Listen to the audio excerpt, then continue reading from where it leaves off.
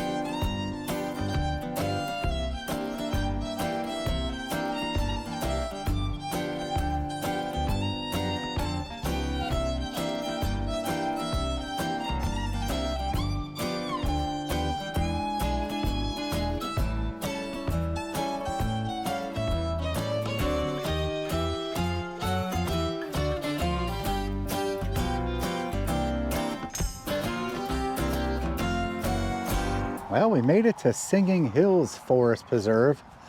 As you could see, parts of the trail are still definitely wet. We had a real torrential rainstorm earlier in the week. The condition of the trail is not as smooth as it normally is, although you could tell that there were some horses that were riding the trail recently, and we passed by those two horses.